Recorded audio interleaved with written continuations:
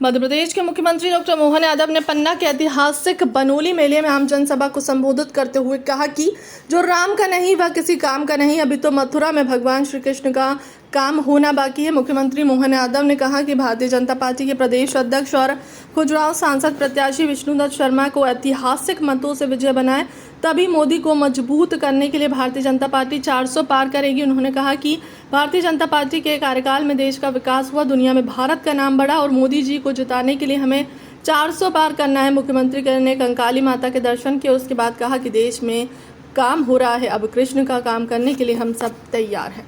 भगवान राम के लिए जो भी अड़ंगे लगाने वाले हैं, एक बहुत अच्छा नारा लगता था, जो राम का नहीं वो किसी, जोर से बोलना, जो राम का नहीं वो, ये अब अपने आप एहसास होगा। इसलिए कांग्रेस के लोग तड़फड़ा रहे हैं और कि हम भी राम वाले, हम भी राम वाले। अरे भैया, तुम राम वाले होते तो 500 साल का संघर्ष 70 साल पहले खत्म हो जाता। तुमने तो अड़ंगे अड़ंगे लगाए। और यहाँ तो हमारे अपने गोपाल कृष्ण वाले लोग भी बैठे हैं, जो गाय माता को पालते हैं। गाय माता किस किस के घर में खेती बाड़ी वाले आता है। अयोध्या के बाद मथुरा का ही नंबर है। हमारा दिया गया वोट मथुरा में भी गोपाल जी को मुस्कुराएगा।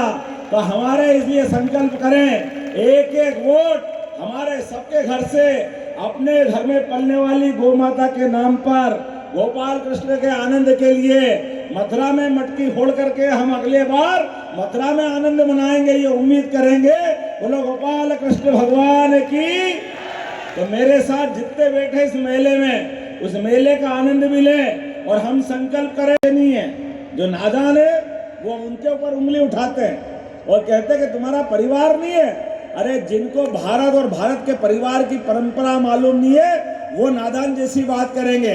नरेंद्र मोदी जी को जवाब दिया पूरे देश के प्रत्येक वासी ने, हाँ हमारा परिवार मोदी परिवार है, ये हमने दुनिया के अंदर बताया।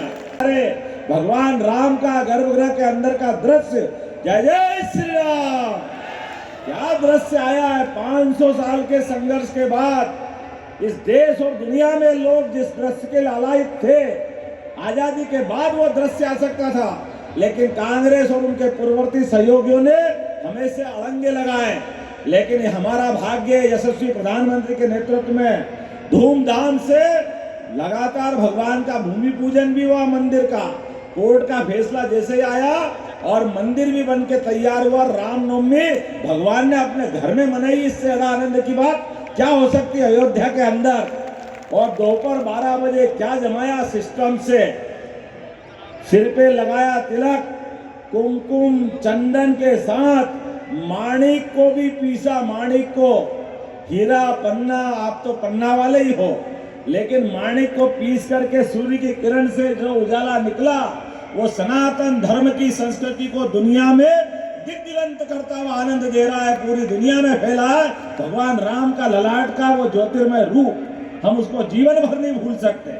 और हम सब चुनाव की बेला में भी बहुत सारे काम, लेकिन आपकी प्रतिमा 2 संदेश भी देती है। ये बुंदेलखंड की अपनी विशेषता है। माता का आपने स्वरूप ऐसा बढ़िया दिखवाया कि माँ को कोई कांटा लगे तो माँ कांटा भी निकलवा रही है किसी नाव बंधु से। ये दृश्य तो पहली बार देखा कि संवेदना के बलबूते पर बुंदेलखंड को नमन करने की इच्छा होती है। आदमी तो आदमी, हमारे देवी देवताओं को भी कोई कष्ट नहीं होना चाहिए।